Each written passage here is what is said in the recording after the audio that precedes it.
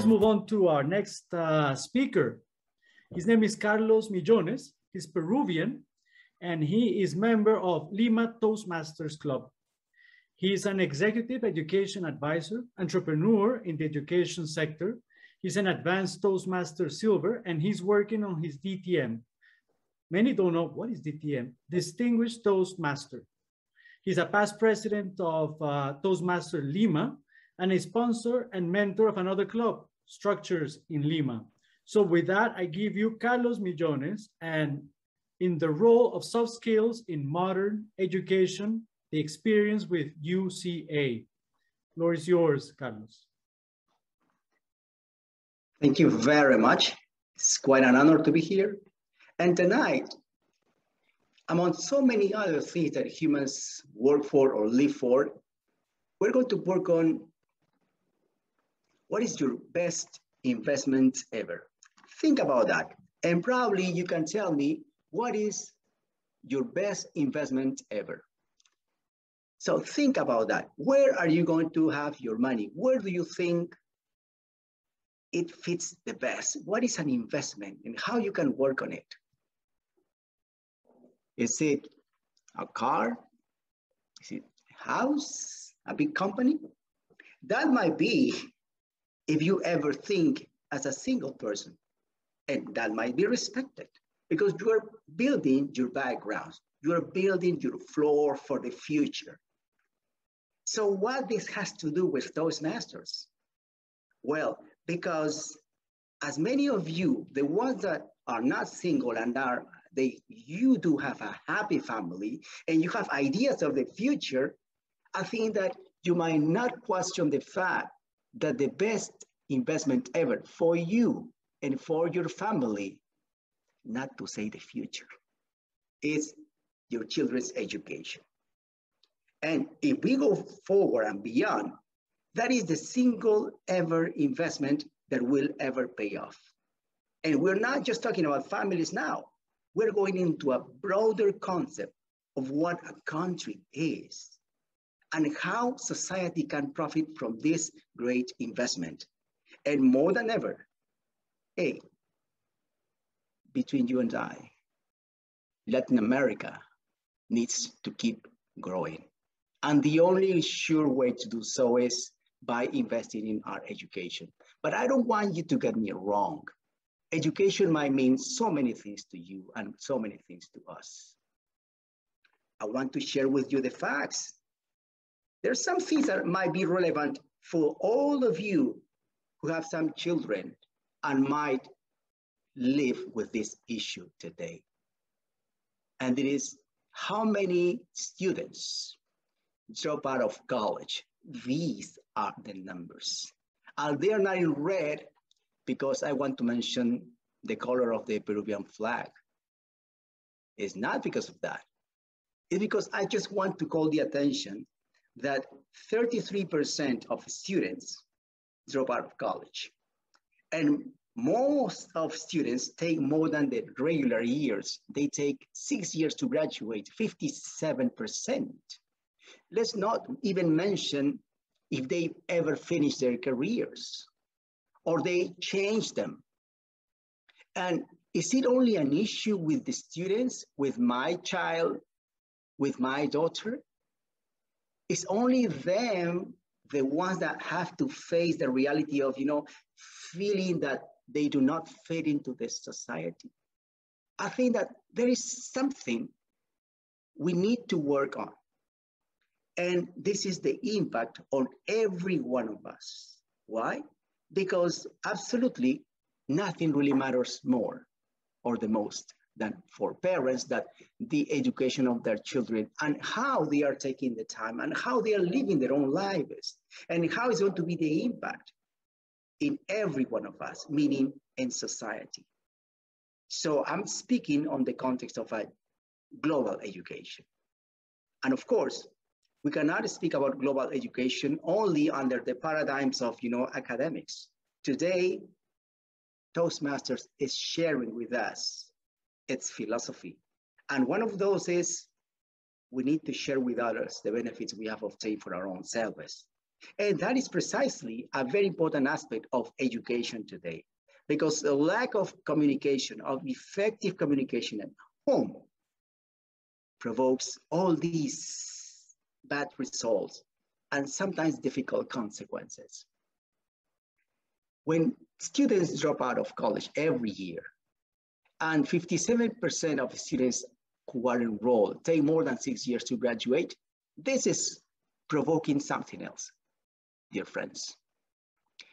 The impact is this, that when you're a dropout, it means, regardless of any other thing, it means lower earnings as compared to the ones that do graduate. This matters? Of course it does, because that makes the difference between the one that knows he or she can do it. It impacts your self-confidence. It impacts who you are and what you stand for. You know that you can go for the next step, but if you don't accomplish that, then you also know that the opposite is true. And the dropouts also fall behind on the socioeconomic ladder in comparison to the ones that are graduates. And I'm not talking about the level of intelligence of those young people. Not at all, ladies and gentlemen, not at all. I'm just speaking about how we channel those talents. What is the way they apply to those universities? And whether they do it right or they do not, that will make a big difference, not only into their own careers, but also on their lives. There are people here, most of you probably, you love what you do. You chose your career well, and you're exactly working on what you chose to study. Unfortunately, we cannot say the same about many other people. And that is a fact today. And what about the role of the family? What is my role? When my child makes a decision that was not proper, how do I feel? Or it is only that this 16, 17, or 18-year-old boy or girl has to make? I think we are in a moment in life in which we are advancing so much. We are so busy that we have less time and less time and less time to talk to our children, to really get to know them. Because it feels at times that we do not know them. It feels that if you ask yourself, or if even more, if somebody asks you, what is the favorite program your child likes to work, or the favorite game he or she likes to play with, you might be taking some time to remember. So this is a very interesting subject, and it's a very complex one at the same time, because we have the paradigms that education only deals with academics. And the academics, when we apply or students apply to universities, they only are worried, they are only concerned about the SAT or the SAC or the TOEFL or the interviews that probably matters the most. But yet, and here is what keeps us all together. This is what we need to develop, what we need to reinforce, what we need to work with our young generation. Because more than ever, this global aspect has impacted us all. And families have also been impacted. Young people do not share, do not interact, as we were lucky to some time ago. In the past, when we used to go to cafeterias, when we used to go to parks, when we used to have our little coffees, our luncheons. I remember going to a very nice place from Toastmasters. James Blanket, Antonieta, Snivel here, they might not let me lie. We had a wonderful time. We had lunch, we had meetings, we laughed, we made jokes, we had our Toastmaster sessions. 10 years ago. Now it's part of history. But so the soft skills we can develop, and we have developed in Toastmasters, are important, and they are cornerstone in developing the personality and the self-esteem of all these young people. So is it only that Toastmasters is impacting me as a person in my so-called profession, so-called work and business life? I don't think so.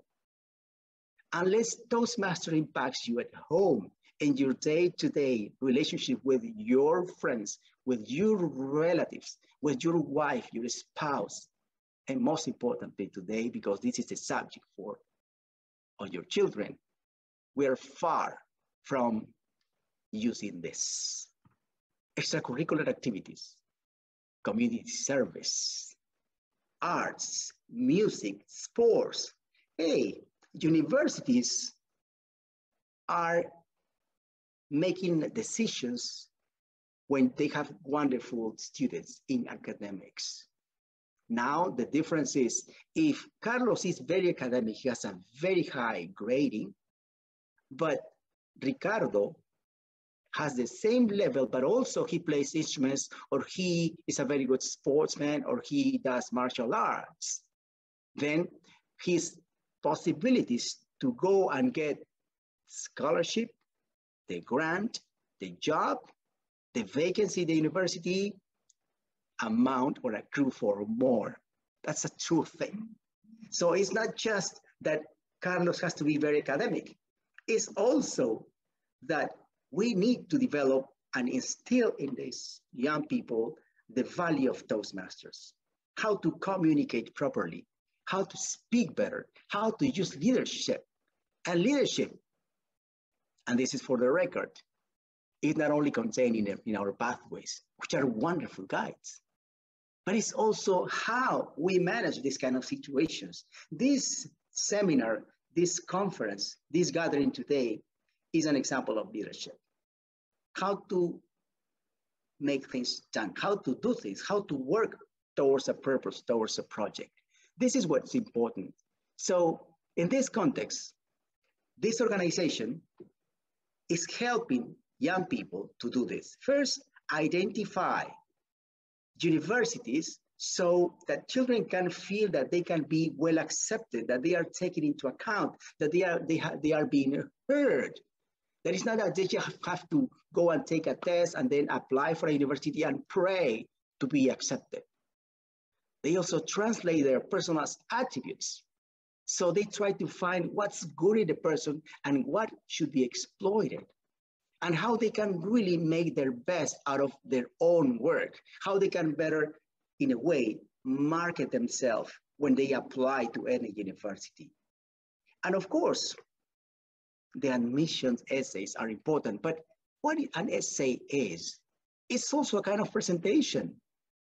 The same principles of an opening, a body, and a conclusion, the same principles are present in an essay. So I would say that when we implement Toastmasters in every school in the corners, when we use pathways at that level, we might fight against these problems. And then when the students deliver speeches, they develop themselves for their interviews when the time is right for them too.